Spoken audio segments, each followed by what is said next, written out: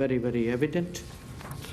We must not let current developments jeopardize Agenda 2030 on SDGs or to deflect us from climate action and climate justice commitments.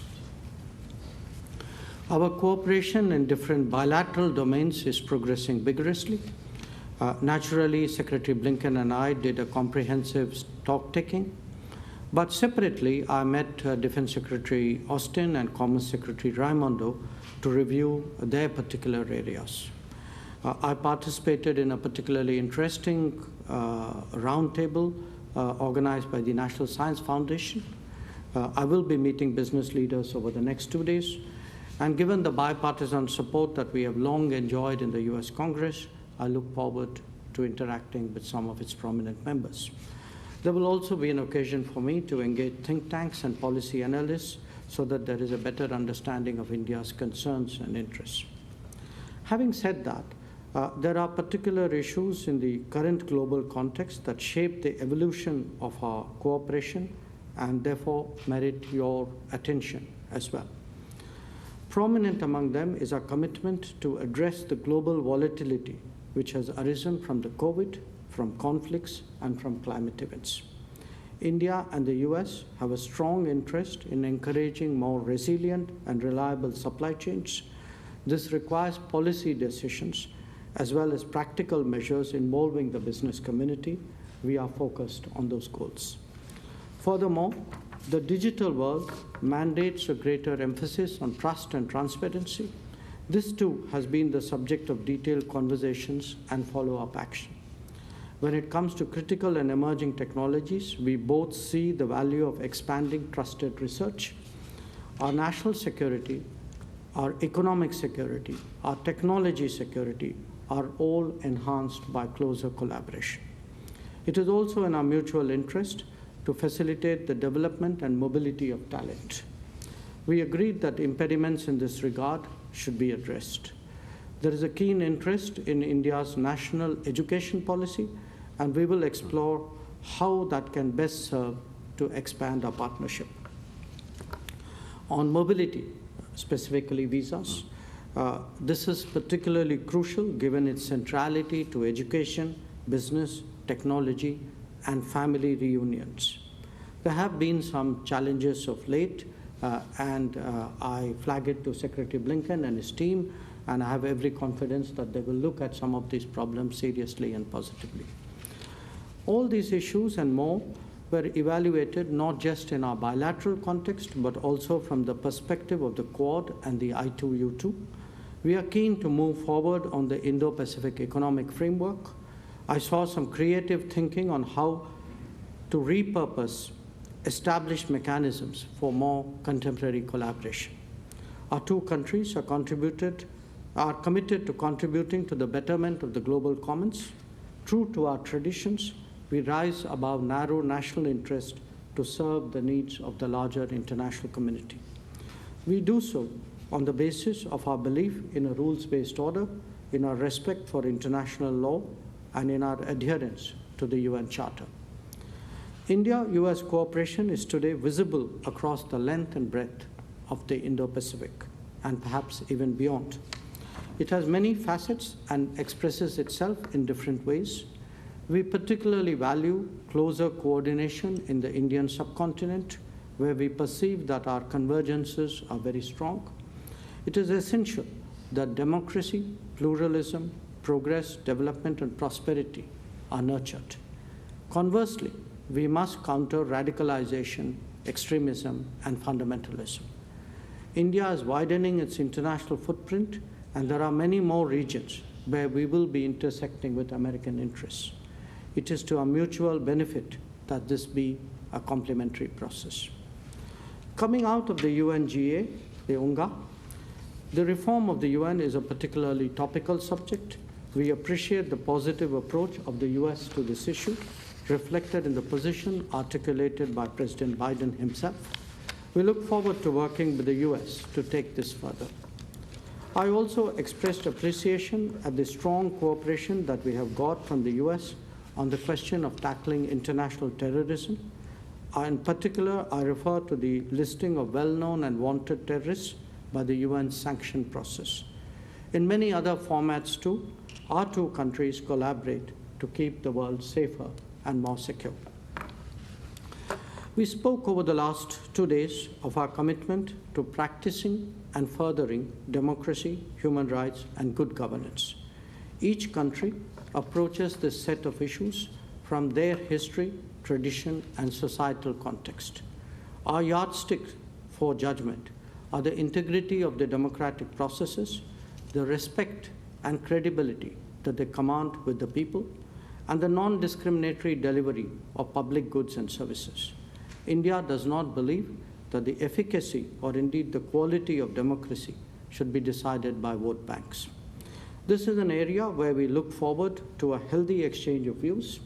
There will be convergences and best practices that we can both profit by and perhaps even share with third countries. India will be taking over the presidency of the G20 at the end of this year. I appreciate the expression of support by Secretary Blinken towards making our chairship successful. Once again, I thank the Secretary for his warm welcome, for the open and comfortable conversations we have had, and for his commitment to further what we both believe is the critical relationship of our era. Thank you. We'll now turn to questions. We'll start with Ian Marlowe of Bloomberg. Thank you.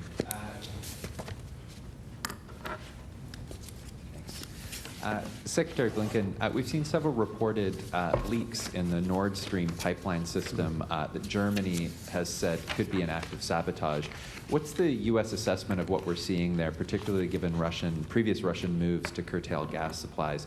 And can you speak a little bit more broadly to the pressure that Europe is coming under as winter and a potential energy crisis looms? External Affairs Minister Jaishankar, thank you for taking our questions. First, I'm wondering if you could offer India's perspective on U.S. efforts to implement a global price cap on Russian energy. Would India consider joining that kind of price cap mechanism, and do you see it as potentially a way for India as well as other countries in the global south to get more leverage and negotiate even cheaper prices for fuel?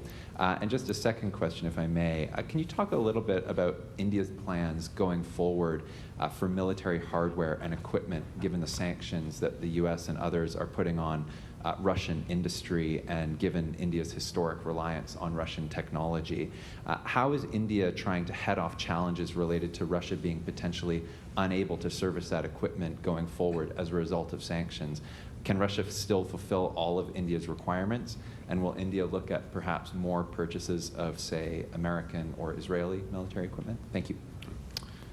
Ian, thanks very much. On the question on energy security and Nord Stream in particular, a few things. Short term, just to cite a few examples, we are working on implementing the oil price cap to keep Russian oil flowing, but at a steep discount. That, of course, will deny Russia excess revenues that it would use to prosecute its aggression against Ukraine, and at the same time, as I said, keep oil flowing on world markets. We're working to continue to surge LNG supplies to Europe in cooperation with global partners, including in the Indo-Pacific. It's worth noting that our own oil production is up by more than 500,000 barrels per day this year. Our LNG exports are up more than 20% since last year. In fact, we became the largest LNG supplier to the European Union and the UK this year. And we've become the largest overall LNG exporter this year.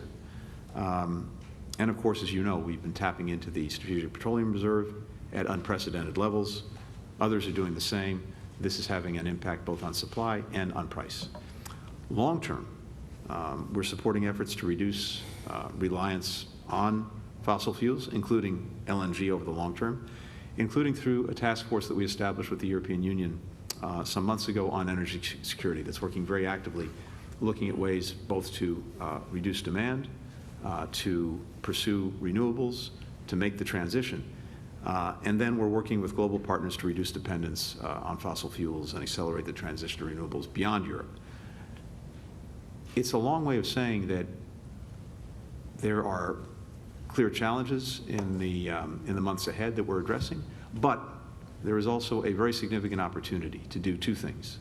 One, to finally end the dependence of Europe on Russian energy, and thus the position that Europe is in of being on the receiving end of the weaponization of energy by Russia, and also to accelerate the transition to renewables and to make sure that we're addressing the climate challenge that we face. So we can and we are working to do all of this in a way that provides energy security for Europeans and not only gets us through the next months, but leaves us in a better, stronger position for the years ahead. On the price cap, we had a brief discussion on it this morning. More technical people are engaged between the two systems on this particular subject. It is, of course, a G7 initiative. Now, you have to understand that in the last few months, the energy markets are already under very great stress. Countries in the global south have found it difficult to compete for limited energy, not just in terms of pricing, escalating pricing, but often in terms of availability. There are tenders, countries have had tenders for which they don't even get a reply from suppliers. So our concern right now is that energy markets already under stress must soften up. We would judge any situation frankly by how it affects us and other countries of the global south, because as I communicated to the Secretary, there is a very, very deep concern among developing countries about how their energy security needs are addressed or not. On the military equipment, to the best of my knowledge, I don't think in recent months we have faced any particular problems in terms of servicing and spare parts supply of equipment that we have got in the past from Russia. Whether where we get our military equipment and platforms from, that's not an issue, honestly, which is a new issue or an issue which has particularly changed because of geopolitical tensions. I think we look at possibilities across the world. We look at the quality of technology, the quality of capability, the terms on which that particular equipment is offered, and we exercise a choice which we believe is in our national interest.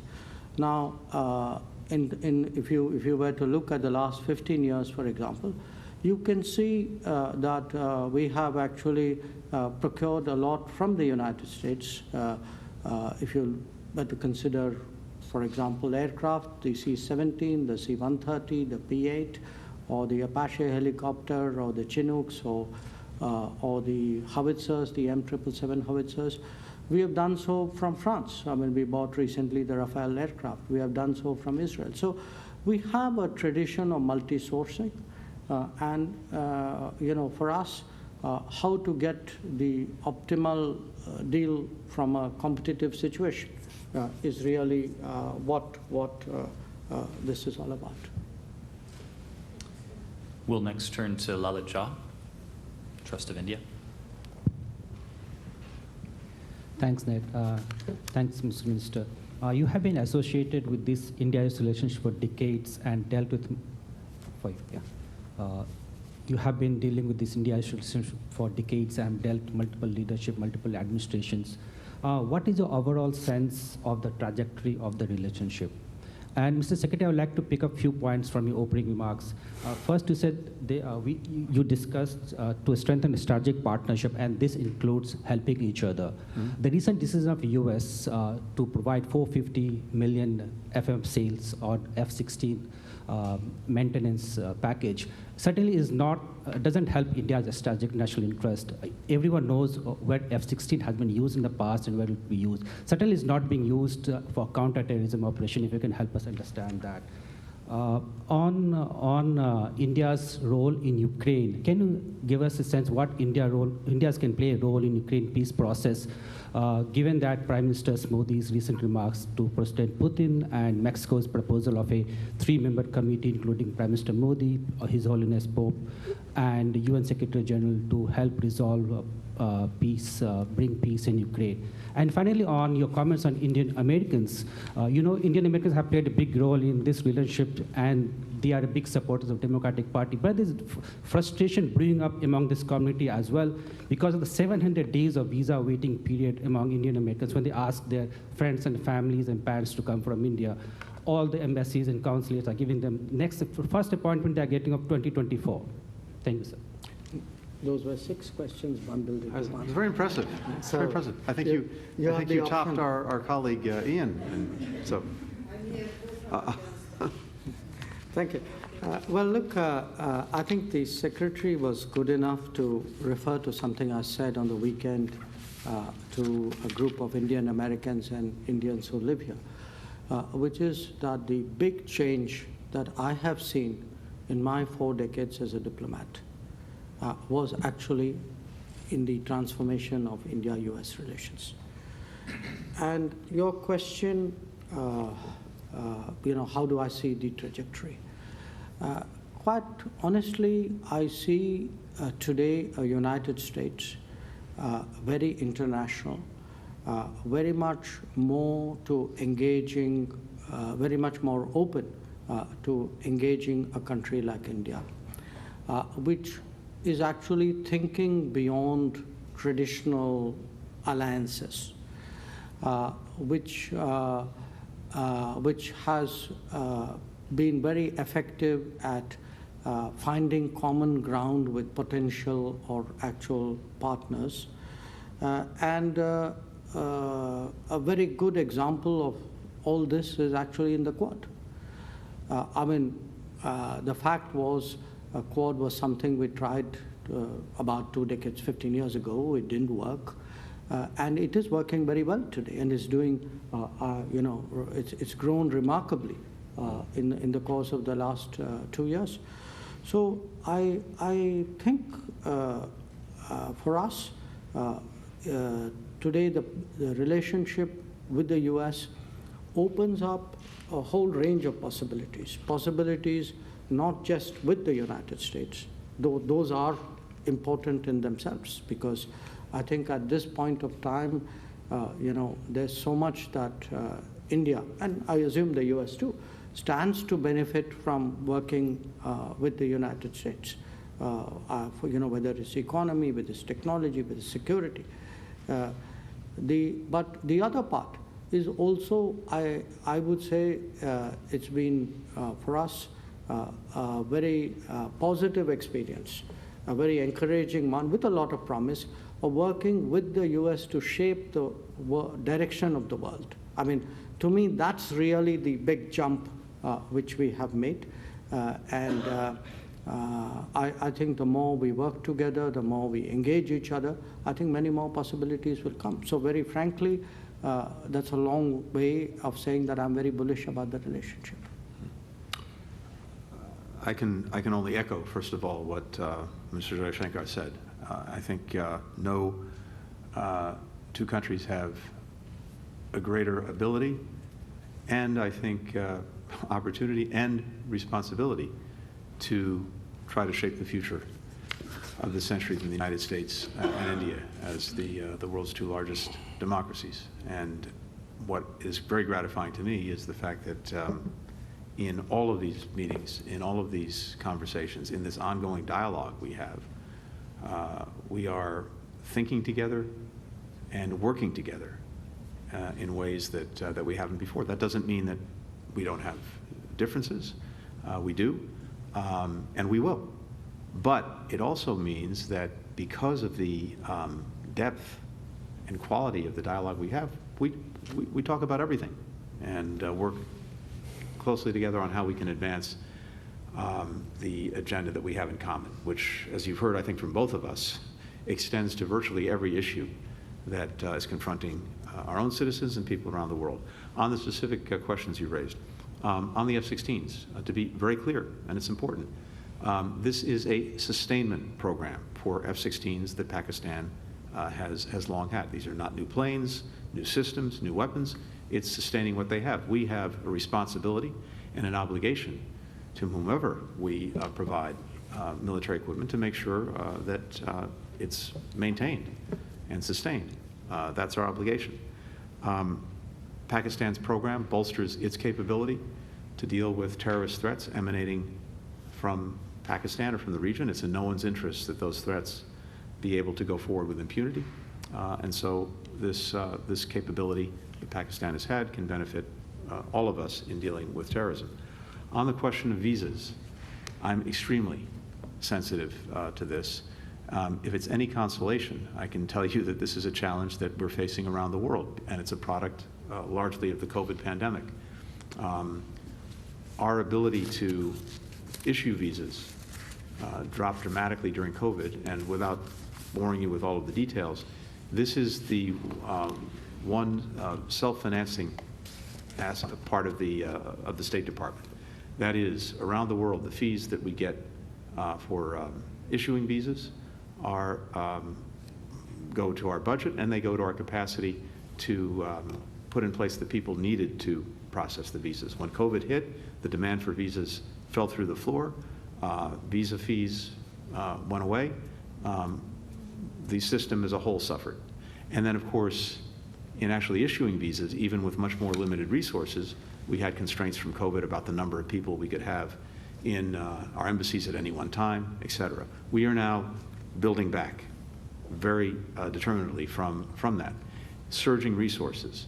We have a plan when it comes to India to address the backlog of visas that's built up. I think you'll see that play out in the coming months, but it's something that we're very focused on. These connections, these people-to-people ties, whether it's students, whether it's business people, whether it's tourists, whether it's family, this is what really links us together, and the last thing we want to do is make that any more difficult. On the contrary, we want to facilitate it. So bear with us. This will play out over the next few months, but we're very focused on it. Finally, India's role when it comes to Ukraine, a potential peace process. I really want to emphasize what Prime Minister Modi said, because I think he captured, as well as anyone I've heard, fundamentally what this moment is about. As he said, this is not an era, this is not a time for war.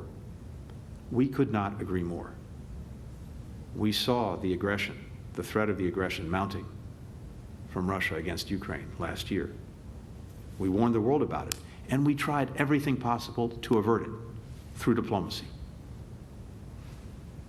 Unfortunately, tragically, President Putin pursued his aggression nonetheless. And now the Ukrainian people, but also the world, are reaping the consequences.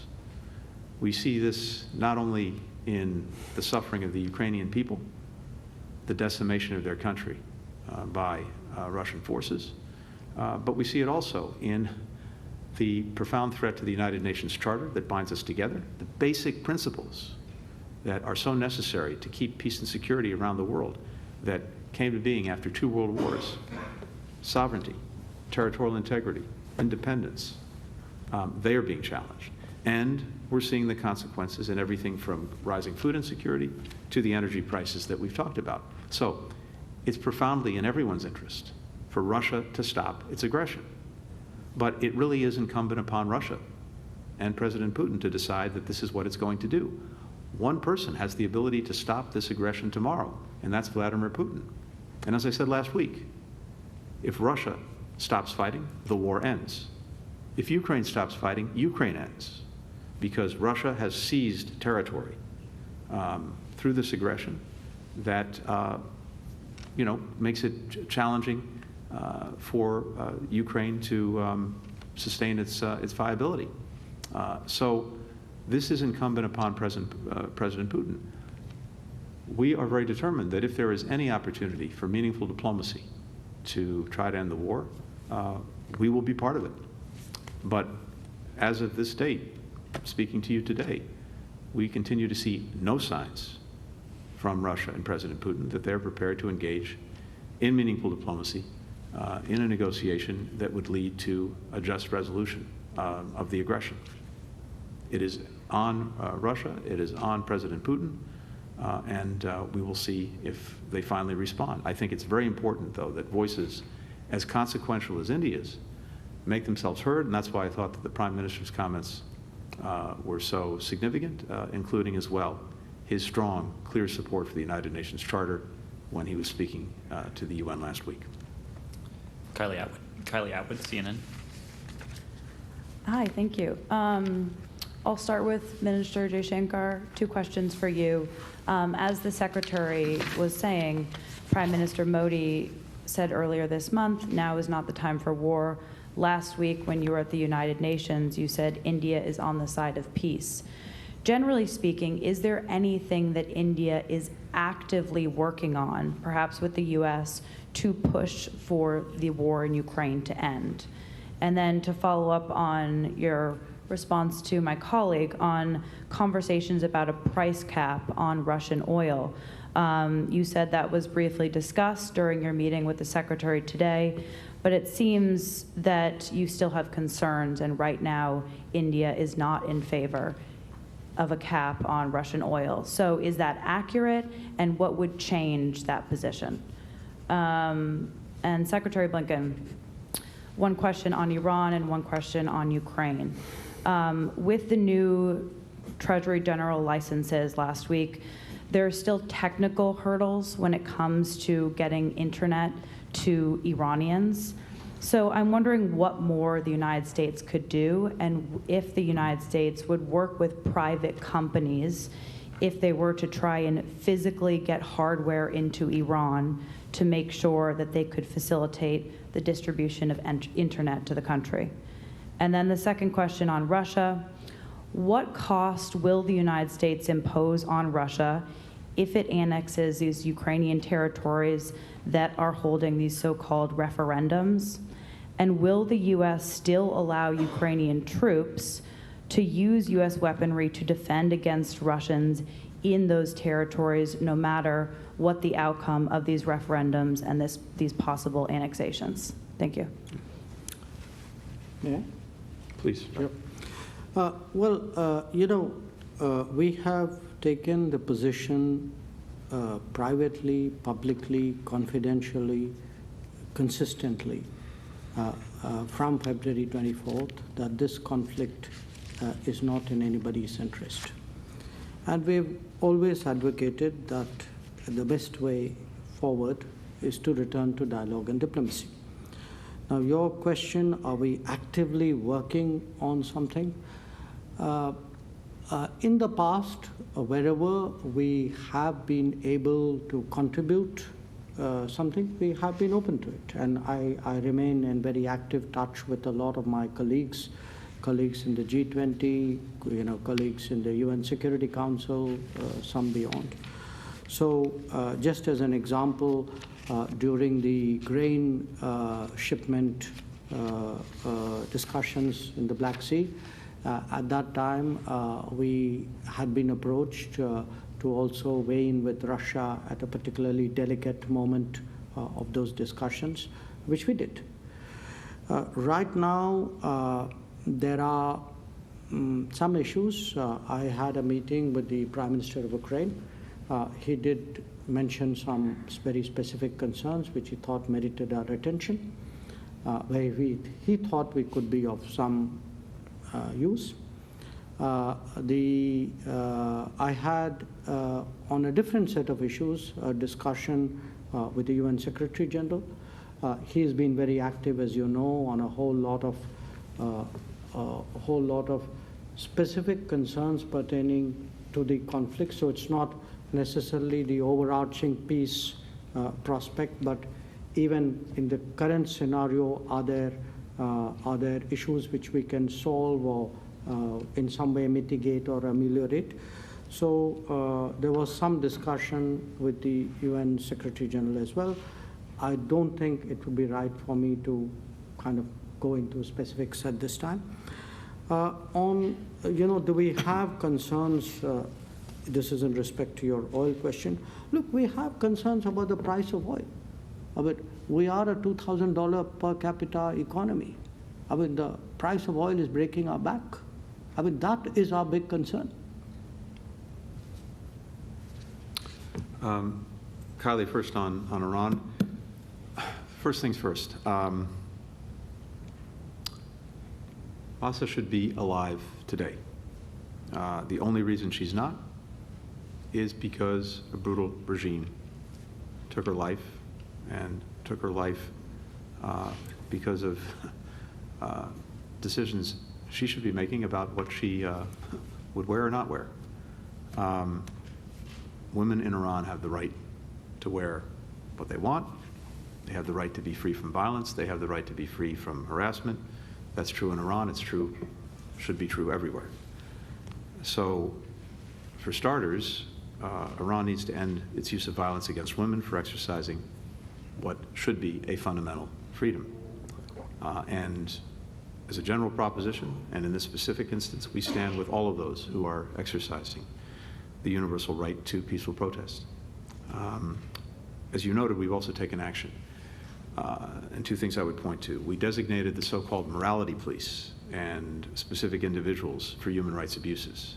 And that imposes sanctions on them, and it would impose as well sanctions on anyone who seeks to, in any way, do business with them. And then, more specifically to the point you raised, we announced a general license to facilitate the free flow of information inside Iran. So, for example, what this does is it authorizes companies to provide things like cloud services, privacy technology, security technology, hardware and software to enable the Iranians to better communicate among themselves and also with the rest of the world. Individual companies can come to us, to OFAC in this case, to determine whether their technology fits under the license. And we will certainly look for ways to facilitate technology services being made accessible to people in Iran. On the question of Russia and the sham referenda and annexations that seem to be proceeding in Ukraine. One, we've been very clear that we are prepared and we will impose additional severe and swift costs on Russia for proceeding with the annexations. And again, it's important to remember what's going on here. Russia invaded Ukraine, seized territory, and is engaged in a diabolical scheme on some of the territory it seized, where it has moved the local populace out, often through these filtration centers, where people may be deported to Russia, elsewhere in Ukraine, or they simply disappear. Then they bus Russians in, they install puppet governments, and then they engage in the referendum and manipulate in any event the outcome to then claim that the territory belongs to Russia through annexation. We and many other countries have already been crystal clear. We will not, indeed we will never recognize the annexation of Ukrainian territory by Russia. And I've also been equally clear that Ukraine has the absolute right to defend itself throughout its territory, including to take back the territory that has been illegally seized one way or another by Russia. And the equipment, the weapons that we and many other countries are providing them have been used very effectively to do just that, as we've seen in northeast Ukraine and as we see as well in the south. And again, because there is no change at all in the territory that is being annexed by the Russians as a matter for us or for the Ukrainians will continue to do what they need to do to get back the land that has been taken from them. We will continue to support them in that effort. We'll take a final question from Rina Bardwaj. I'm sorry, Nazira, we don't have time. From Rina Bardwaj, Asian News International. Minister Jaishankar and Secretary Blinken, thank you for doing this. Minister Jaishankar, you've had a very busy week at UNGA, meeting all your counterparts. Now, did they express their worries about Ukraine, which you mentioned in your remarks, of course, but also Taiwan? And did you discuss the impact of these developments on the global economy with Secretary Blinken? How are the two countries going to work together to address these concerns? And my second question to Secretary Blinken is, you talked about F-16 and the obligation that the U.S. has, but can you further clarify what counter-terror threats does Pakistan face, and why is there a need for these fighter jets? Also, there's a discussion with your Pakistani counterpart to improve ties with India and to make the region more stable. What was their response? You did give them an advice to maintain peace. What was the advice that you gave them?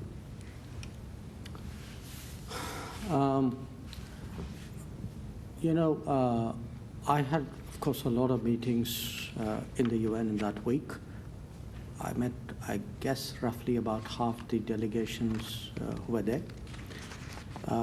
And a common concern among them was the anxiety about global economic volatility and anxiety about sharply increased energy prices, of food inflation and food availability, of fertilizers which will impact food next year, of disrupted trade, of shipping, of insurance, of airline movements, of travel.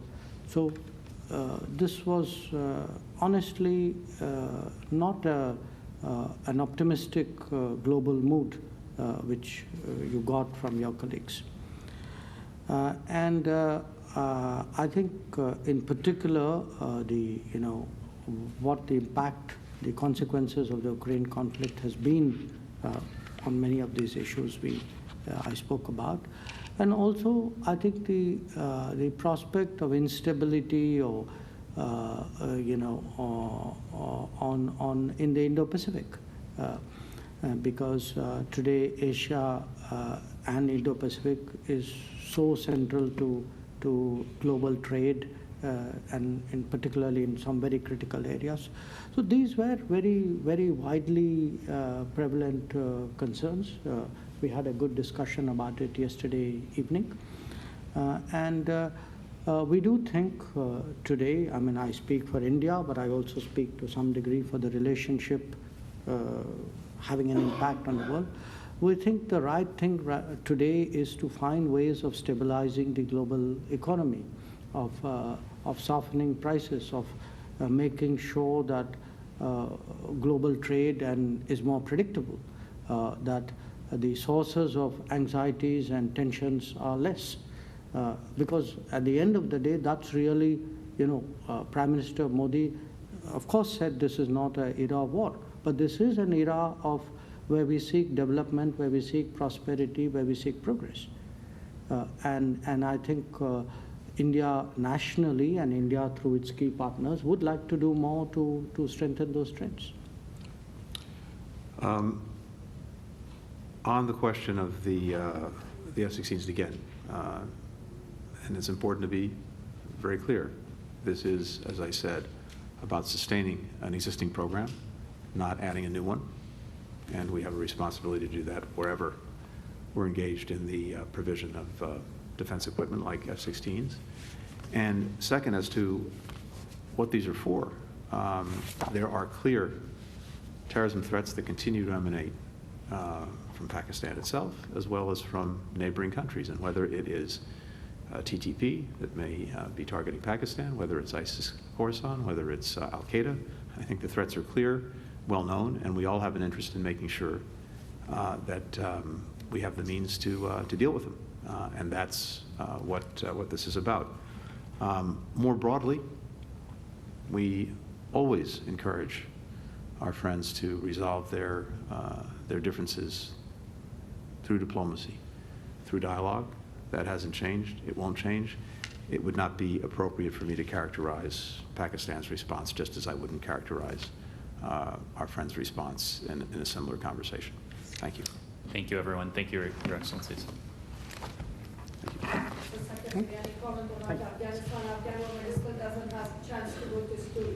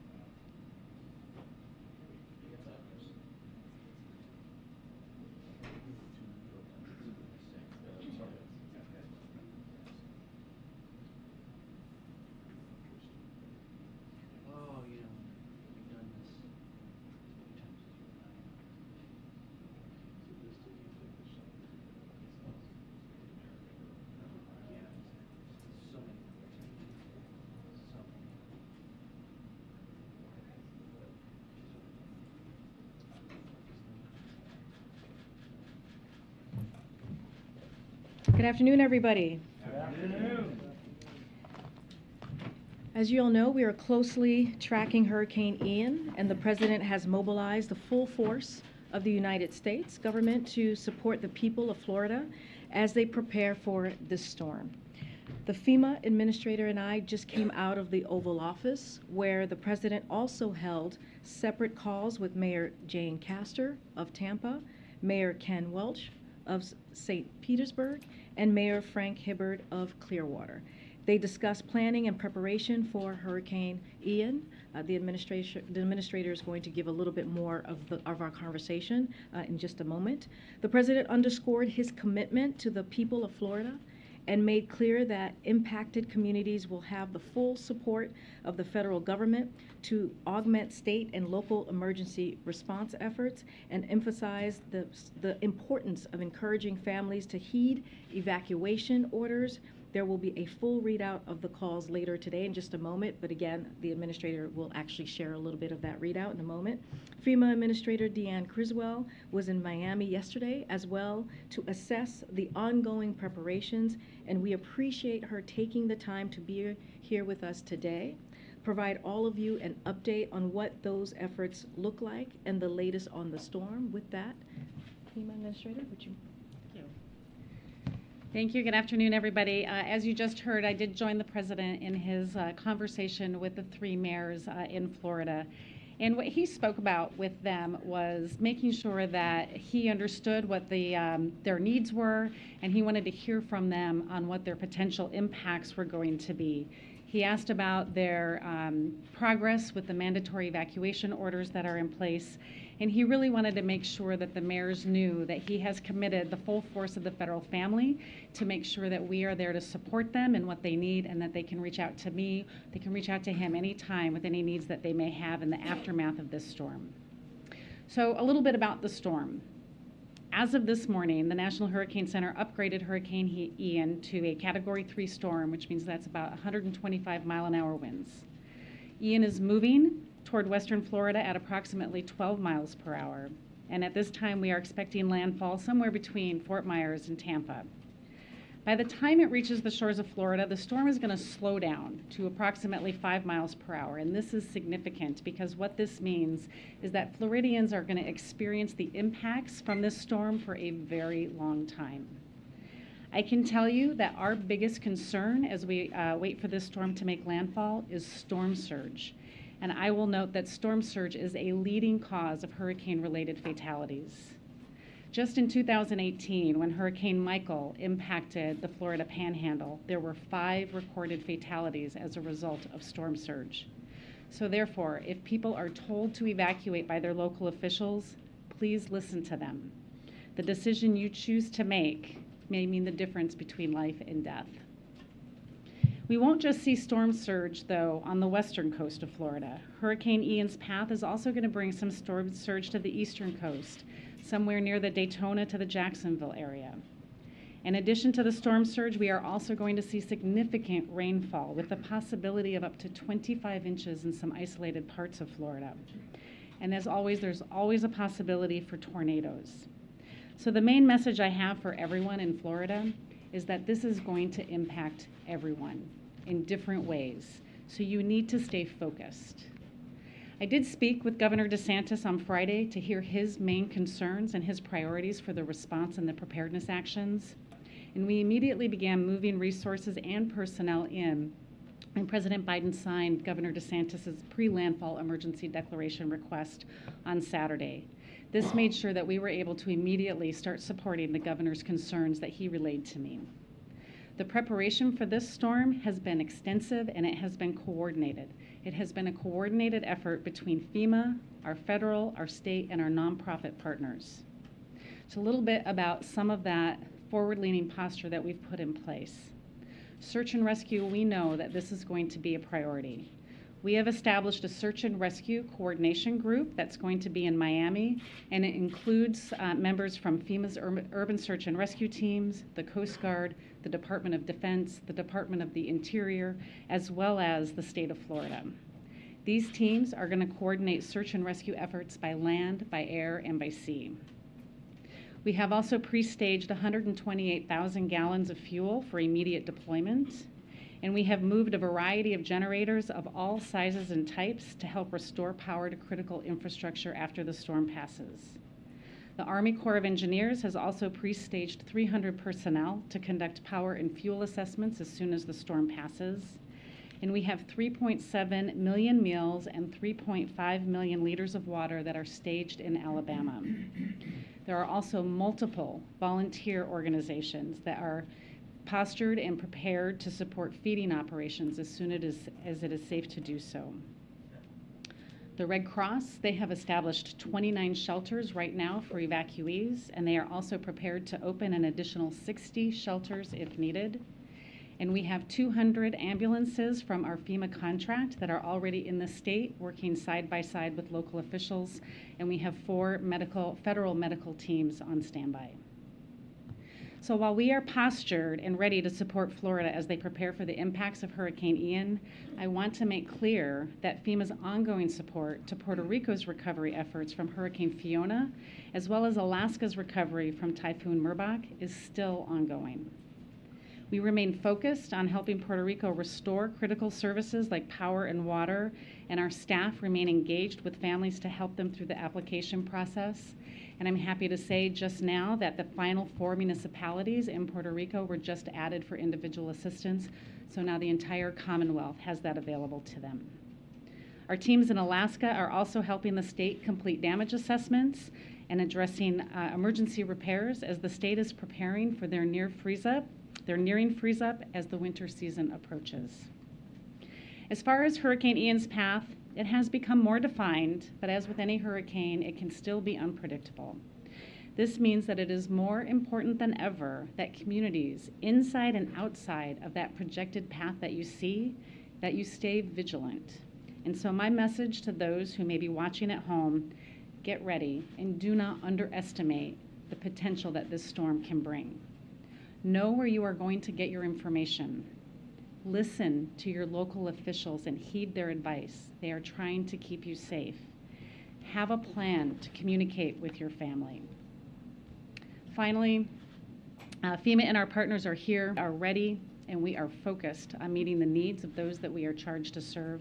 But we need the help of everyone that we are charged, that everyone at home, to be as prepared as they can be. I am confident that we have the right team in place as we work this emergency response to Hurricane Ian, and together we have the capability to meet whatever threats may come our way. Okay, we'll take a couple questions. Thank you, Director Criswell. You briefly mentioned Puerto Rico. There are still 750,000 customers without power in Puerto Rico. I know you authorized just in June $600 million, I believe, for an equipment for rebuilding the power grid there. There was something like $10 billion approved back in 2020. What's the status of the efforts to try to rebuild Puerto Rico's power grid, and had any of that taken place before this latest storm there? Yeah, I was just in Puerto Rico maybe about 3 weeks ago checking on the recovery from Hurricane Maria, and what I saw when I was there is one cohesive team between the Commonwealth of Puerto Rico and the federal family that has been really focused on all of the recovery efforts, but primarily the power restoration.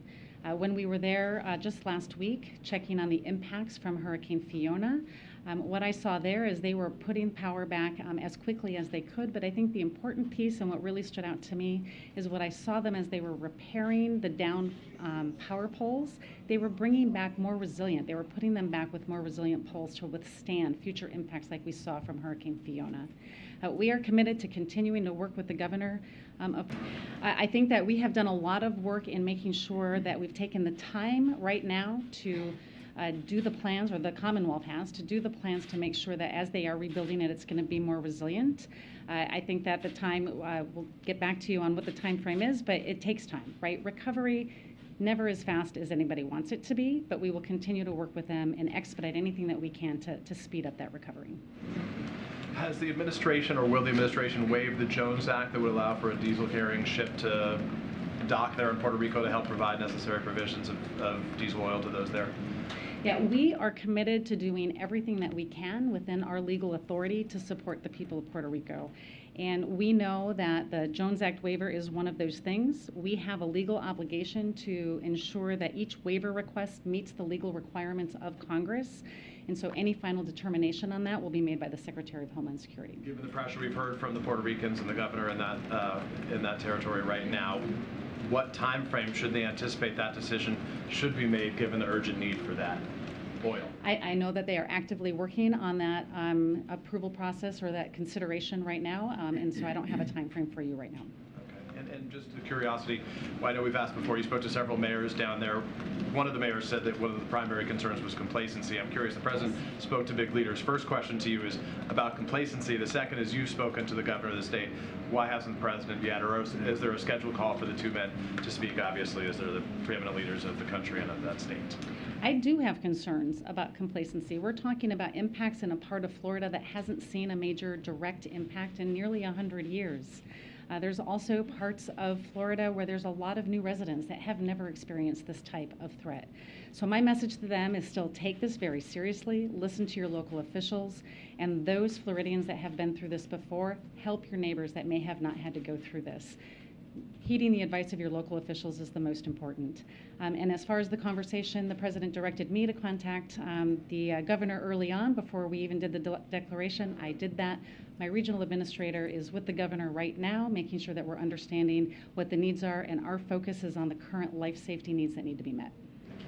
Can you describe just the level of communication with state officials, and have there been anything unusual or any challenges with that?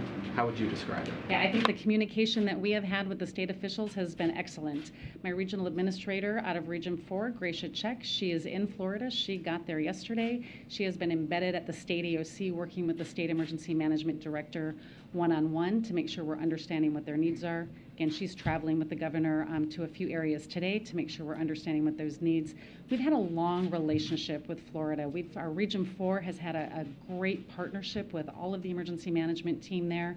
They've done a lot of work with the different municipalities and the counties, and I think the relationship is very strong. Is there anything different about this preparation compared to how FEMA normally prepares for hurricanes that approach landfall? Is there anything particular about the strength of this storm or where it's going to land that has changed how you prepare for it? I don't know if I would say it's changed how we prepare for it. I would say under this administration, the president has given me very clear direction that we are going to lean in and we are not going to wait to provide assistance. And that's exactly what we're doing for this one. That's what we have done for the previous hurricanes that we experienced last year as well. We understand that this is going to have some significant impacts, and we want to make sure that we have the right resources in place ahead of time to be able to respond immediately when it's safe to do so. Thanks. Related to Alex's last question, I mean, how has FEMA adapted its storm planning preparation or procedures to deal with increasingly rapid intensification of hurricanes? I mean, does it make it harder to respond to these?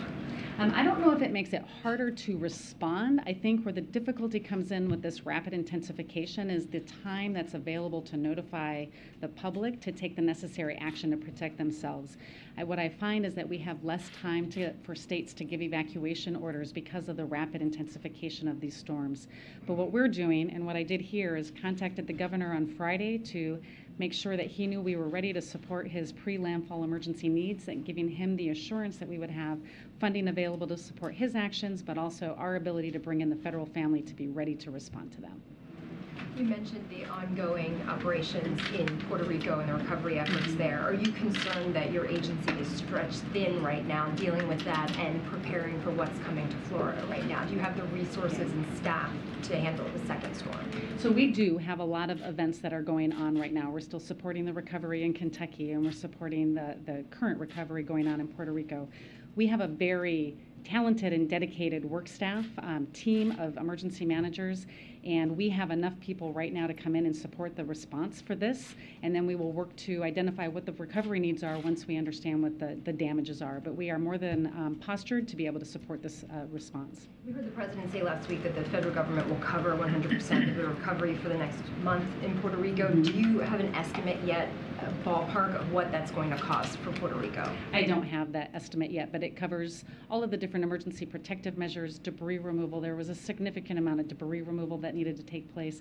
Any of their overtime costs that they may have incurred over that. As far as a dollar assessment, I don't have that yet. No dollar assessment yet. I don't have it yet. We can certainly see if we have a better estimate and get back to you. Just to follow up. I just I'm sorry. I just called him out. I just want to return to what Peter had asked about Governor DeSantis. In the past, President Biden, has made calls to governors in situations of natural disasters. Kay Ivey in Alabama, or Asa Hutchinson in Arkansas, or the governor in Texas. Is there any? Can you articulate, I guess, how those determinations are made and why it hasn't been made in this case to have the president call the governor? Yeah, the president is very focused on making sure that the federal family has the right resources available to support this. That is why I contacted the governor right away, and we have a team of my senior leadership that are embedded with the governor to make sure that we're supporting that.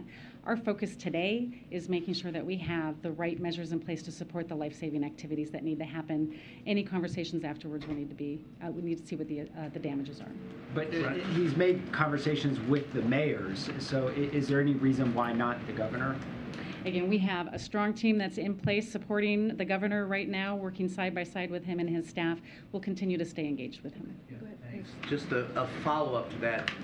Normally, presidents call governors or the governors call presidents, but the only thing that really, during hurricanes, the only real question I really want answered is it in any way the fact that they haven't talked? Is there any way that it's impeded efforts for the federal government or FEMA to implement plans in Florida? And if so, what would they be? No, we are very focused on what the needs of Florida is right now. We do not bring politics into our ability to respond to these disasters. We are going to support whatever Governor DeSantis asks of us.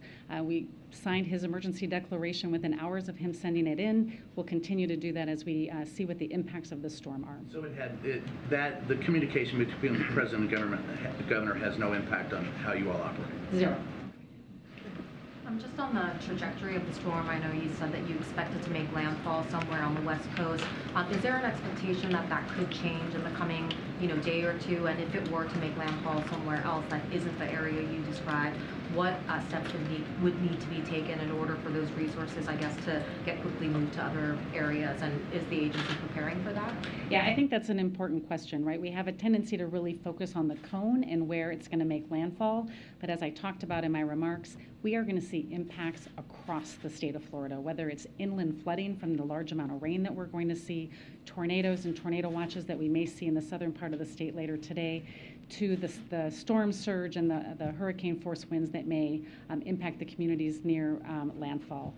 We are postured and we are moving our equipment in a place that can support all parts of Florida because we know that there are going to be impacts across the state.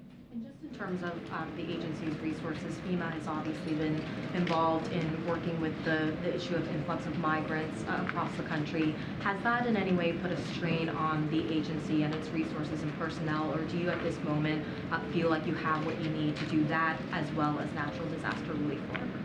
Yeah, the resources that we are providing to support the influx of the migrant flow is through a program called our Emergency Food and Shelter Program. It's a reimbursable grant program, and that's the main source of our involvement right now. When you talk about complacency, what are you concerned about? Are people refusing to heed evacuation orders? Yeah, what I worry about when I think about complacency is that if it's been a near miss in the past, they feel like they can just ride this out. I've been through this before, and I've had no issues, and so I can do it again. That's a dangerous way to think. You need to listen to your local officials because the storm surge, 10 feet, maybe in some areas higher, is going to be significant, and you put 20 inches of rain on top of that inland, you need to be able to listen to your local officials, right? And I think what we have and what we see is people that have not had any impacts, they think that that's not going to happen again. Take it seriously. Do not underestimate the potential that this storm can bring. Okay, last two. Thanks, Green. Administrator, thank you. So in the aftermath, the Strategic Petroleum Reserve is at the lowest level since 37 years, and you said you've set aside some gas for Florida. Is there a concern that the reserve is not high enough now to handle the aftermath of this emergency and other hurricanes that could come? I don't have any concerns at this point that we're going to have the ability to handle the fuel needs that we're going to need in Florida. We will continue to assess after the storm passes to see what the impacts are. We'll make sure that we're putting measures in place to support any gaps that we might identify. The season, you think you're covered? It all depends on what the impacts from this storm might bring, and so we need to do those assessments after the storm passes. Okay, last question, way in the back. Thank you. The storm is expected to travel north. Have you had any conversations with the governors of South Carolina and Georgia about the potential impacts there? What are you most concerned about? Yeah, I spoke with both governors yesterday to get a better idea of what they were concerned about. They were stepping up their postures to make sure that they were prepared to support any impacts that they might see. As the storm track continues to change, again, our regional office will continue to engage with them, and we'll move resources into there if needed. And we'll stay in close contact with the governors and their staff. Thank you. Appreciate it. Thank you. Thank you. Okay. One quick thing for all of you. This afternoon, President Biden will highlight his and congressional Democrats' efforts to protect and strengthen Medicare and lower health care costs for seniors. This comes alongside today's news that for the first time in more than a decade, premiums for Medicare Part B will decrease next year rather than go up. This will lower healthcare costs for millions of seniors and people with disabilities each year. The President will be joined today by Medicare beneficiary with diabetes, who will share firsthand how the Inflation Reduction Act will benefit Americans like him. Of course, the President's effort to lower healthcare and prescription drug costs and protect Social Security and Medicare stands in stark contrast with what Republican officials are focused on. Republicans officials are focused on repealing the Inflation Reduction Act. That is their first action that they would like to take under their GOP agenda, which would increase seniors' prescription drug costs and undo the $35 cap on insulin costs for people on Medicare. The President will also emphasize the dangers of Republican officials' plans to put Medicare on the chopping block every 5 years, President Biden will remain focused on lowering costs for American families when it comes to health care and also across the board. With that, Josh, you want to kick us off? We don't have much time because I know some of you all have to gather in about 10 minutes or so. Thanks, Karine. Poland's prime minister said that leaks in 2 natural gas pipelines running from Russia were an act of sabotage. Does the U.S. have any evidence of sabotage? What role is it playing in this inquiry? So I'm not going to get into going to speculate on the cause of this. It's not something that we're going to do. I know our European partners are investigating this, so we stand ready to provide support to their efforts once they have completed their investigation. As you all know, these pipelines weren't pumping gas into Europe at this time. NS2 was never operational, as you guys know. NS1 has not been operational for weeks because Putin has weaponized energy, and we have said this many times before. This just drives home the importance of our efforts to work together to get alternative gas supplies to Europe and to support efforts to reduce gas consumption and accelerate true energy independence by moving to clean energy economy. Secondly, Facebook's parent company, Meta, removed more than 1,600 accounts tied to Russian disinformation. It also took down accounts tied to Chinese disinformation. Does the U.S. believe that Facebook is effectively, incredibly policing its own network? So we'll say first that that we are confident in the integrity of our elections here. The U.S. government has been, the integrity of the elections. The U.S. government has been focused on identifying and exposing foreign influence efforts and information operations. For instance, just a few weeks ago, the U.S. exposed how Russia has spent over $300 million just trying to influence foreign politics around the world since 2014. We are seeing social media platforms take more serious steps independently on their own against coordinated, inauthentic behavior in the last few years and enforcing their terms of use. The report appears to be another example of that. Again, we have confidence in the integrity of the elections. Have the Europeans requested help in identifying how these leaks began? Don't have anything to report on what we have heard from the Europeans at this time, or anything to preview. You've made numerous efforts to get more natural gas to Europe as they face winter. How are those efforts going? Well, those conversations are ongoing. We've laid out some of the previous conversations that have happened recently. I don't have any more to update on where we are, but we find it to have been successful in trying to diversify the energy supply, and we will continue to assist our European partners. Just on the Puerto Rico Jones Act question that was asked before, does the president himself currently have a thought on whether a waiver could be issued for this specific situation? So when it comes to this specific situation, look, we're committed to, again, doing everything that we can within our legal authority to support Puerto Rico. That's basically what the administrator said, and that is our #1 focus, to get them what they need and to get them back on track. And so we're going to, as a federal government, we're going to continue to give those resources.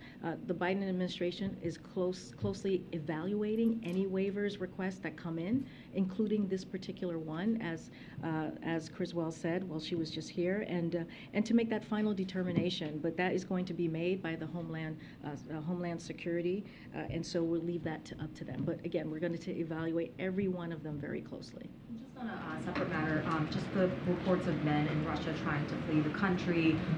There are even some reports of people trying to harm themselves physically to try to avoid conscription.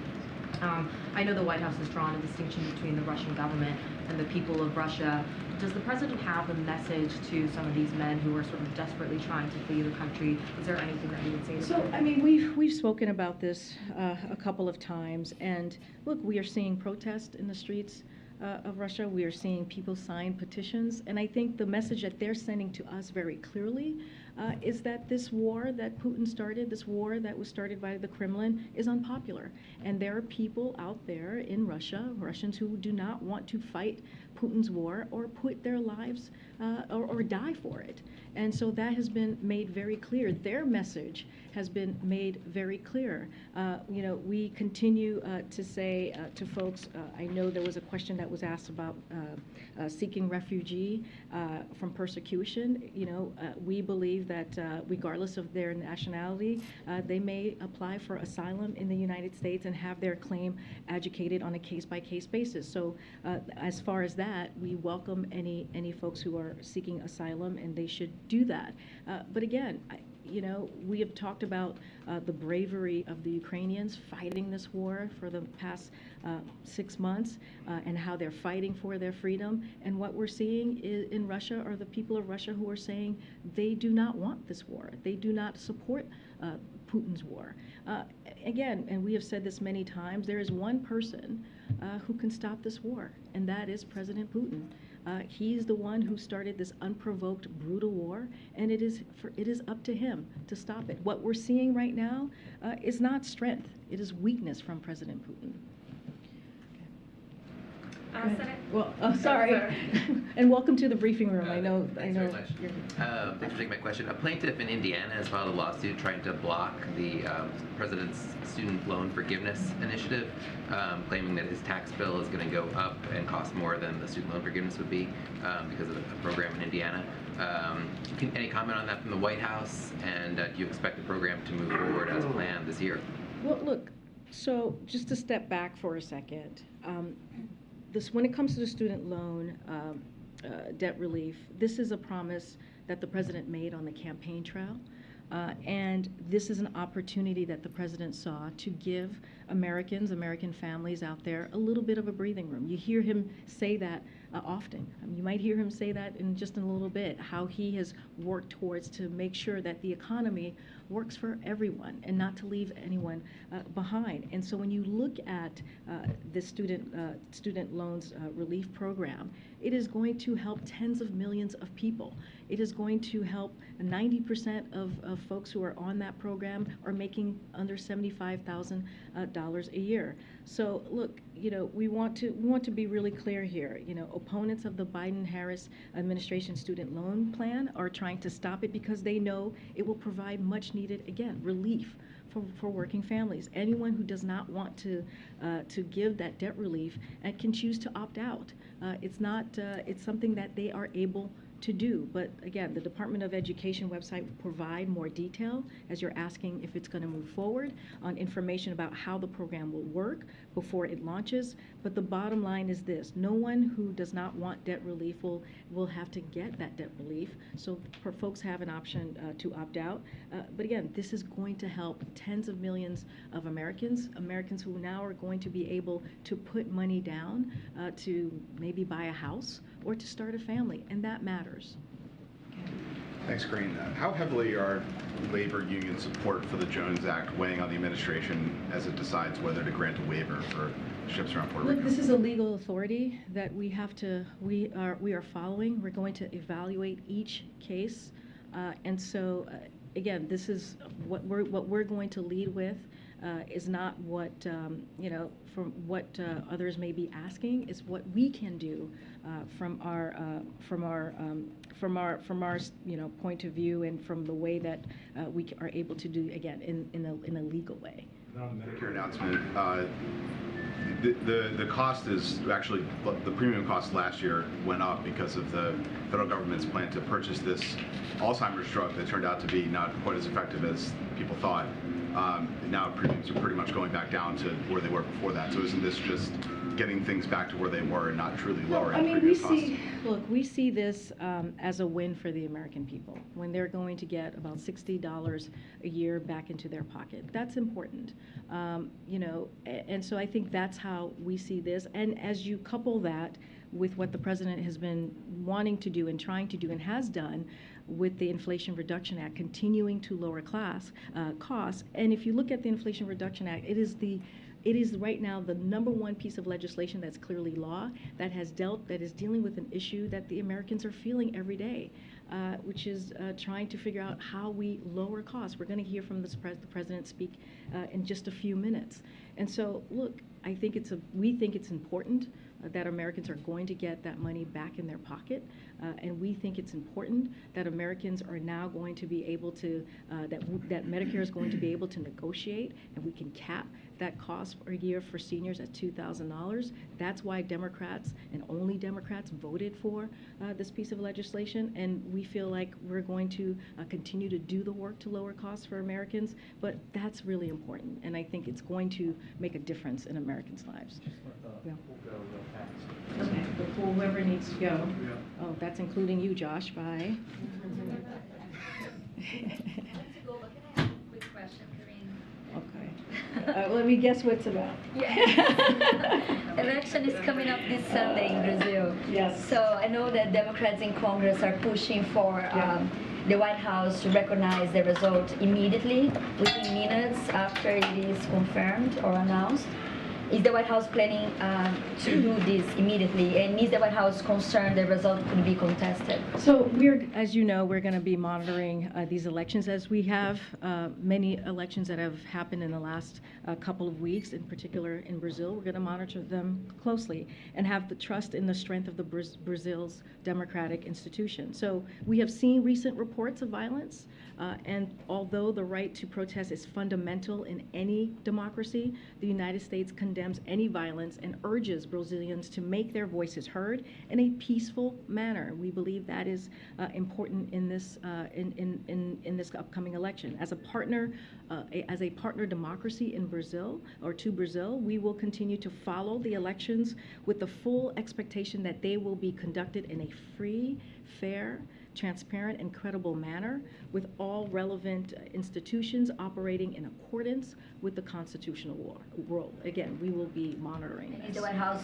going to recognize the result immediately? Again, I'm not going to get ahead of any results at this time, but like I said, we will be monitoring the upcoming elections in Brazil, and I'll leave it there.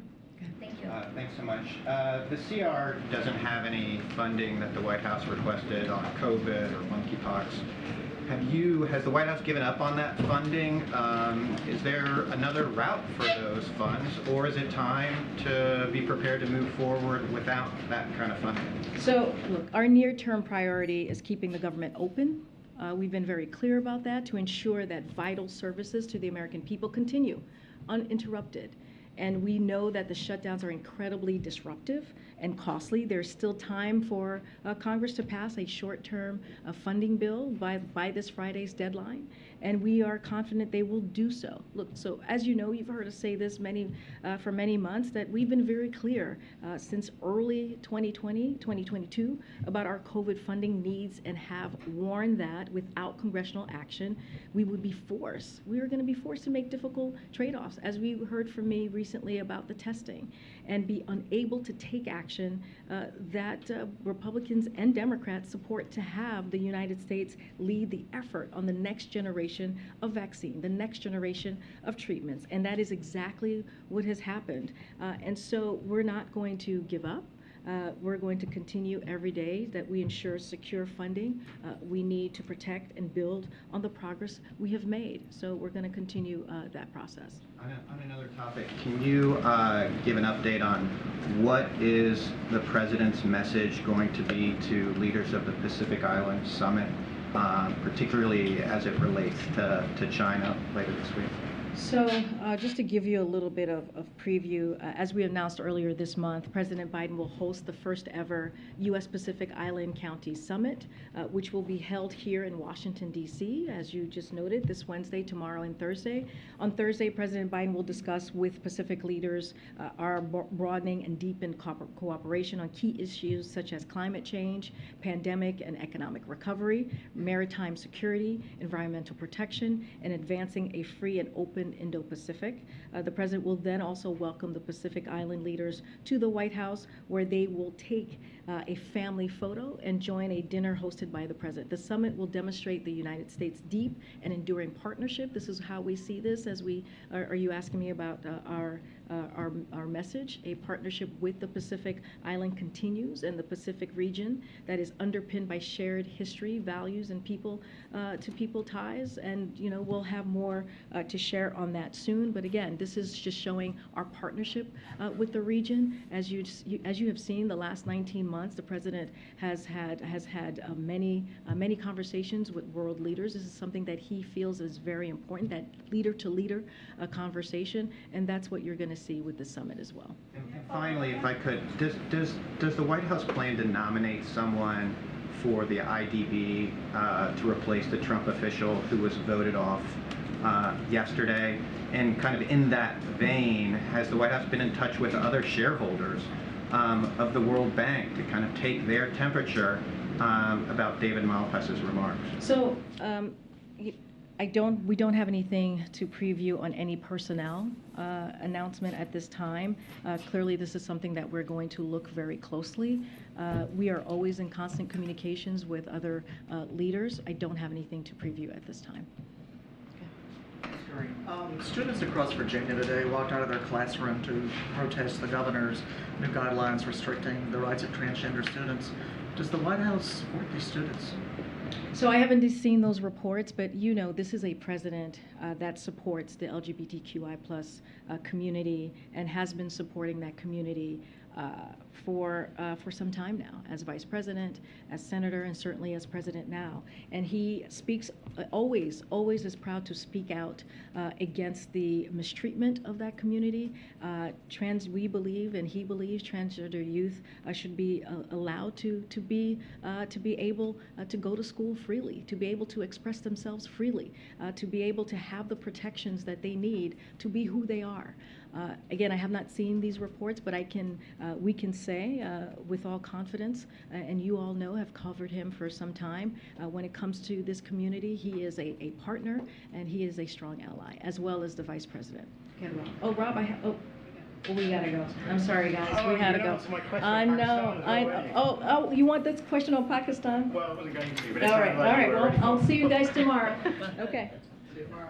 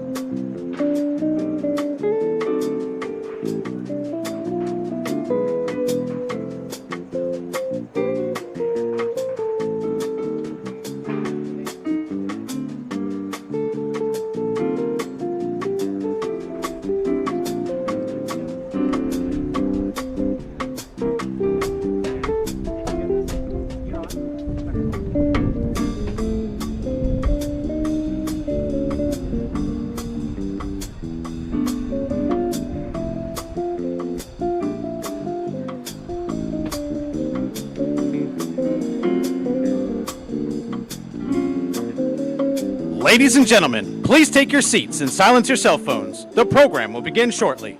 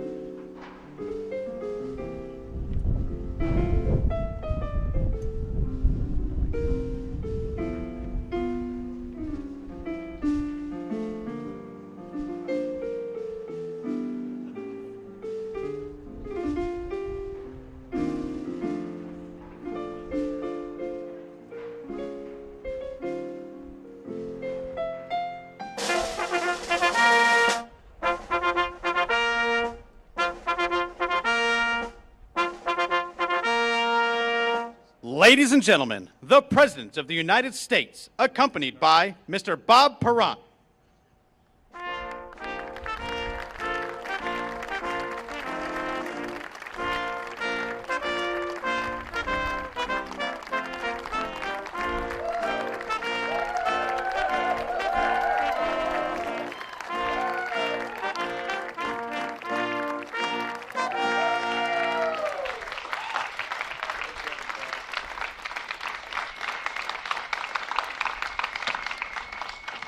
What a beautiful day. Thank you all for being here. Good afternoon. My name is Bob Perron. 50 years ago, I was diagnosed with type 1 diabetes. Today, I am so thankful for the insulin that was provided me in order to manage my disease as well as continue to live. However, the problem or the issue is that insulin cost is inhumane. The price of insulin has increased over 600% in the last 20 years. Even on Medicare, I have to pay $300 out of my own pocket every 90 days. But thanks to President Biden and Democrats in Congress, the reforms in the Inflation Reduction Act will save me and millions others hundreds, and in some cases, thousands of dollars a year.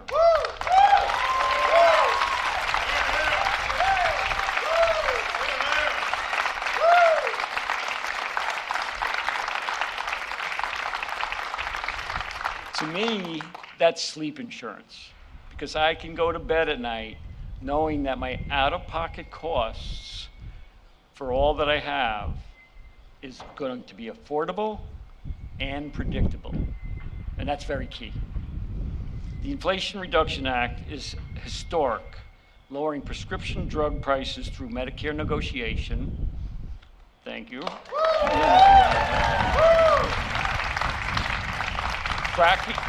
Cracking down on drug corporation price gouging by requiring manufacturers that increase prices faster than the rate of inflation will need to pay back Medicare.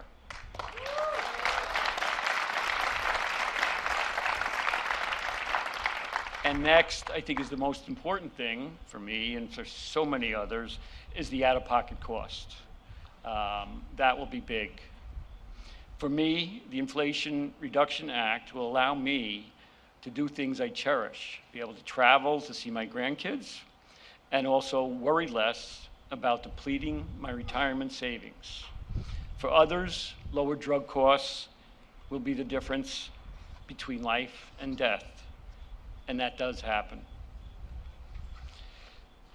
This is why today I am honored, very honored, to introduce a man who stood up to Big Pharma.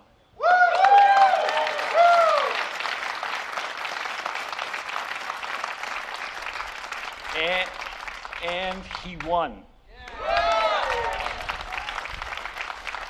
He delivered on his promise to lower drug prices and costs for patients like me.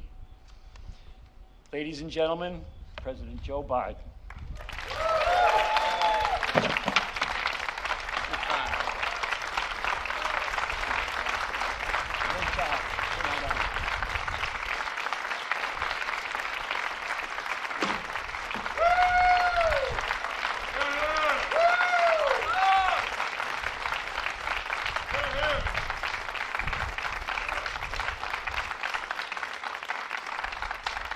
Well, Bob, thank you.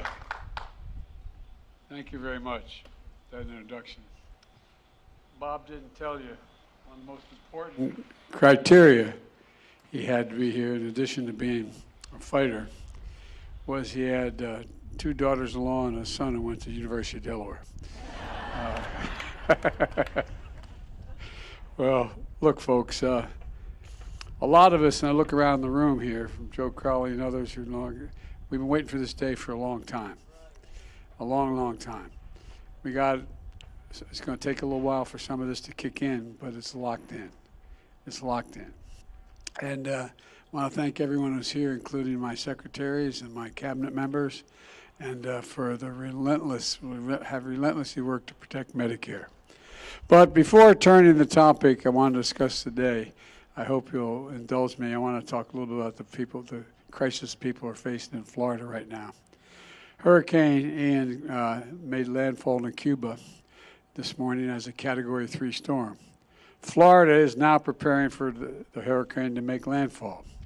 Forecasts can change, but for now the experts say this could be a very severe hurricane, life-threatening and devastating in its impact. So I want to be clear about two main messages. First, my administration is on alert and in action to help the people of Florida. I've approved Florida's request for emergency assistance immediately upon receiving it from the governor when they received it. And I directed my team to surge federal assistance there before the storm hit. FEMA has already deployed 700 personnel to Florida, and the governor has activated 5,000 state National Guard with another 2,000 guards coming from other states. FEMA is also proposing and pre-positioning 3.5 million liters of water, 3.7 million meals, and hundreds of generators. I just spoke this morning with the areas that are likely to be hit, the mayors of Tampa, St. Pete, and Clearwater.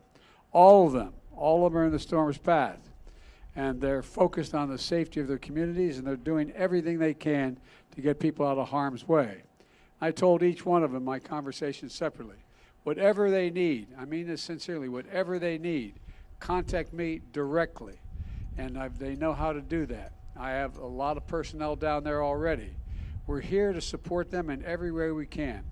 Second thing I'd like to mention is the citizens in the potential impact area should obey the instructions of local officials, evacuate when ordered, and be prepared for the storm when it comes.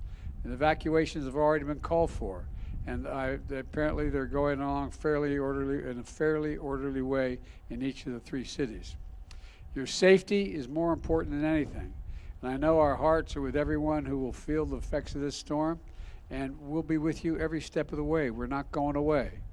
And as we prepare for Ian's landfall in Florida, I remain focused on helping Puerto Rico recover from the aftermath of Hurricane Fiona. Hundreds of FEMA and federal personnel are now there, including search and rescue teams, the U.S. Army Corps of Engineers for power restoration, and other experts from around the country.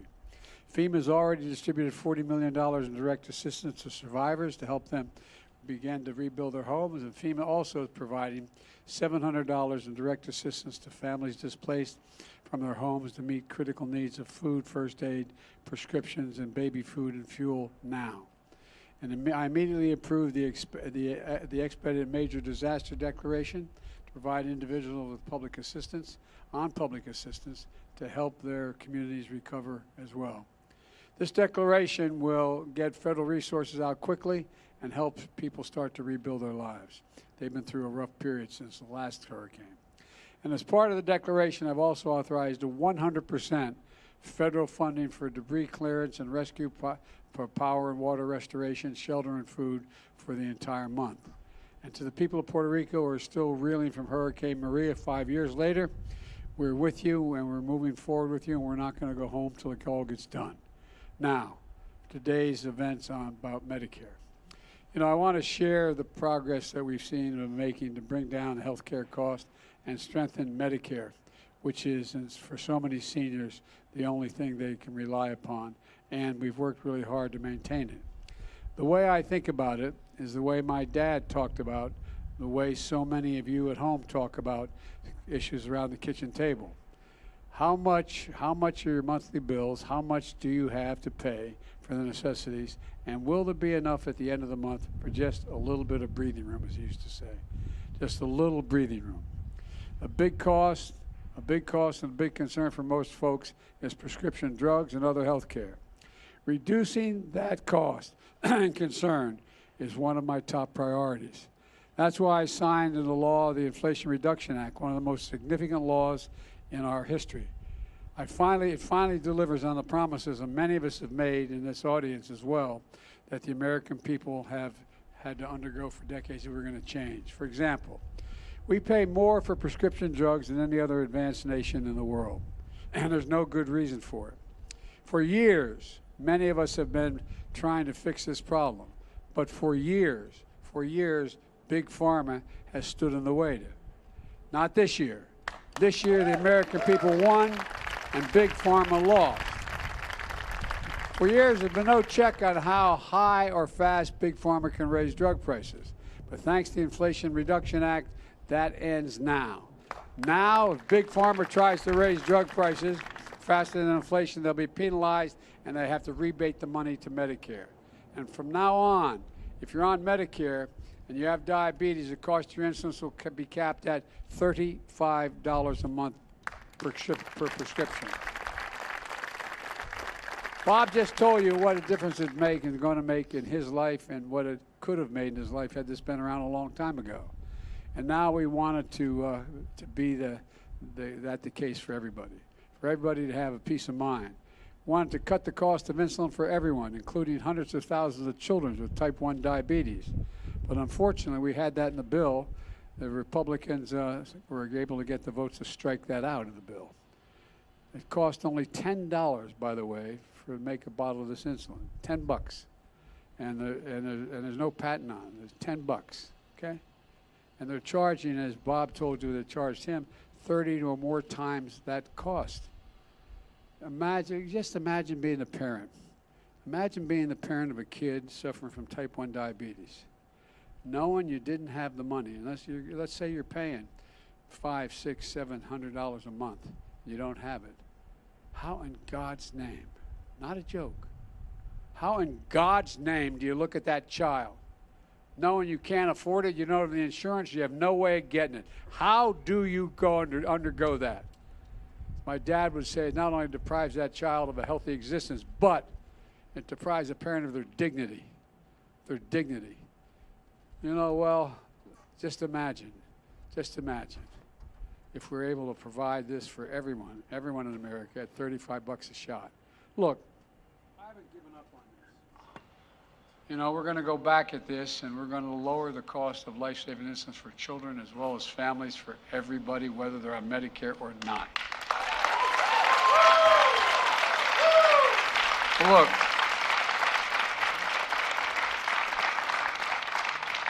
after years of Big Pharma blocking it, Medicare will finally get the power to negotiate lower prescription drug prices. Seniors will see their out-of-pocket costs for prescription drugs be limited, as this comes into full force, to $2,000 a year.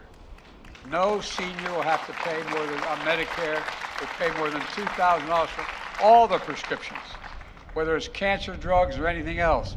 Thousands of Americans on Medicare pay more than $14,000 a year for blood cancer drugs, more than $10,000 a year for ovarian cancer drugs, more than $9,000 a year for breast cancer drugs. Many people on Medicare skip those cancer drugs that they need because they can't afford them. It's a simple proposition. They can't afford them. Now the maximum they're going to have to pay for all their prescription drugs, no matter what the cost, is $2,000 a year, period. It's going to be a godsend. It's going to be a godsend to many families. Last year, by the way, a family of four saved $2,400 through the American Rescue Plan that I signed into law. Now the Inflation Reduction Act locks in place those lower health care premiums for millions of families who get their coverage through the Affordable Care Act. And this morning, got even more good news about lower costs. The Department of Health and Human Services announced that the premium for Part B will in fact decrease this year. That's a fee you pay. That's a fee you pay for Medicare to cover your visits to your doctor. For years, that fee's gone up. Now, for the first time in more than a decade, it's going to go down. And millions of seniors and people with disabilities on Medicare, that means more money in their pockets while still getting the care they need. And on top of that, if you have a Medicare's prescription drug coverage Part D, you pay for your prescriptions more than you pay for your prescriptions. More of your shots will also be free. We're getting rid of the cost of the prescriptions and bringing them way down. But guess what? If you need a vaccine like shingles, last year more than 2 million seniors got that vaccine. Most of the folks had to pay $100 for that shot. In some cases, $200 for that shot. Well, do you have any wonder how many seniors skip that shot? For seniors with disease, it could be because it's too expensive. Well, they won't have to make that choice anymore. Thanks to the Inflation Reduction Act starting in January, senior Medicare prescription drug coverage and the price you pay for these shots will drop to zero. Zero. As I said, just for the shingles vaccine alone, that's more than $100 or more out of your pocket. My administration is taking other steps to bring down health care costs as well. I met with my competition council, made up of my cabinet and those who work with the cabinet. They're charged with promoting compensation across our economy, competition, I should say, across our economy to help lower the prices and raise wages. One thing we've done is to make affordable hearing aids available over the counter starting next month, so people don't have to pay for these expensive devices and specialist visits. We'll literally save patients thousands of dollars. And to bring greater transparency to healthcare costs, my administration has also outlawed surprise billing. You know, if your insurance plan didn't cover a particular doctor, and you didn't even know he or she was being consulted, and you got an extra bill for thousands of dollars, you can't do that anymore. They can't do that anymore. Millions of hardworking Americans will no longer have to worry about unexpected medical bills. We're going to be able to pay for all of this by making sure the biggest corporations in America begin to pay their fair share of federal taxes. Folks, for decades, the biggest corporations have fought to block a fair tax code. Under Donald Trump, my Republican friends had no problem enacting a $2 trillion tax cut that overwhelmingly benefited the wealthiest Americans, the biggest corporations, that not a penny of which was paid for, and massively increased the federal debt. In 2020, 55 of the biggest corporations in America made $40 billion in profit. I'm happy for their profits. But they didn't pay a single penny in federal income tax on $40 billion in taxes. But this year, even though some of the biggest corporations in America flooded Capitol Hill with lobbyists and money, they lost and we won.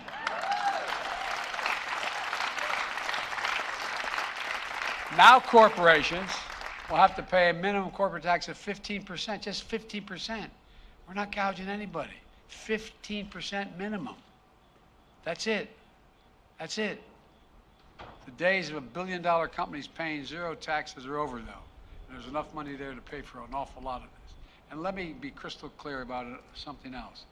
No one, as I said when I ran, no one earning less than $400,000 a year will pay a single penny more in federal taxes. If you're making less than 400 grand, and I hope none of you are, I hope you're all making more than that, you don't have to pay a penny more in taxes if you make less than 400. You know, that's commitment I made in my campaign and commitment I'm keeping. And we're doing all this by bringing down the deficit at the same time. Hear about us being big spenders? Well, they raised the debt by $2 trillion. We've reduced the deficit in my first year, 2021, by $350 billion, okay? The need was some student loan forgiveness and all the cost of all these things. We're on track to reduce the deficit this year, fiscal year, by more than $1 trillion. The Inflation Reduction Act will reduce it another $300 billion over the next decade. That's possible because Medicare is finally going to be able to negotiate lower prescription drug prices, so less money paid out. Now, I wish I could say the Republicans supported this progress in reducing health care costs and strengthening Medicare. That would be good for all of America. But they have a very different idea. Every single Republican voted against the Inflation Reduction Act. And when it actually came time to do something about inflation around the kitchen table, every one of them said no, House and the Senate. And sadly, it goes even further. 158 House Republicans have already signed a Republican budget that will cut Medicare and Social Security. I know you think I'm probably exaggerating that, but there's a pamphlet, 12-point plan to rescue America, by Senator Scott of Florida, okay? I won't read through all of it, but it says, all federal legislation sunsets in 5 years. If it is worth keeping, Congress can pass it again. Translated, if you don't vote to keep it, you don't get it. Now, what do you think they're going to do when the House Budget Committee started talking about the cost of Medicare and Social Security and why we can't afford it? Folks, you know, the senator in charge of reelecting the United States Senators, Senator Scott, has proposed a plan where Social Security, Medicare, every 5 years on the chopping block. It means every 5 years you either cut it, reduce it, or completely eliminate it. Social Security, Medicare. You know, you've been paying into Social Security since your first job as a teenager and you get your paycheck. And by the way, then there's Senator Ron Johnson of Wisconsin. He thinks waiting 5 years, every 5 years, is too long to wait. Not a joke. These are actually in writing, okay? He wants to put Social Security and Medicare on the chopping block every single year in every budget. If Congress doesn't vote to keep it, goodbye. Now, it's not just Social Security and Medicare he wants to deal with. He wants to put veterans' benefits and everything else of the federal budget at risk. He's the same person who said that if Republicans gain control of Congress, they should once again try to repeal the Affordable Care Act, which, by the way, is the only reason why millions of people with pre-existing conditions are able to get health care, is the Affordable Care Act, literally, not figuratively, literally. Then last week, Republican leader of the House unveiled what he called the Commitment to America. God bless America. It's a thin set of policy goals with little or no detail that Republicans say they'll pursue if they regain control of the Congress. In the course of nearly an hour, here are a few of the things that we didn't hear. We didn't hear the words Medicare or Social Security. And he said for the first time they'll get what the first thing they're going to do is repeal the Inflation Reduction Act. Well, guess what? All those things I mentioned we're going to do, they get rid of all of them with the repeal. I have a different idea. I'll protect those programs. I'll make them stronger, and I'll lower your cost to be able to keep them. Let me close with this. Over the last few years, we've faced some of the most difficult challenges in our history, but we're actually making progress, helping folks get just a little more breathing room. Lowering healthcare costs and strengthening Medicare is a big part of progress that we've been making on inflation, not just with gasoline prices and other progress. It's one of the reasons why I'm so optimistic about America's future, for real. We have to remember who in God's name we are.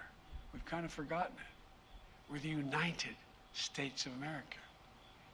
I've never been more optimistic in my life about our prospects. There is simply nothing beyond our capacity to get done if we do it together. So God bless you all, and pray that we figure out how to come together better than we have so far, because a lot of people's lives and futures depend upon it, and I'm absolutely confident we can get it done. God bless you all, and may God protect our troops. Thank you.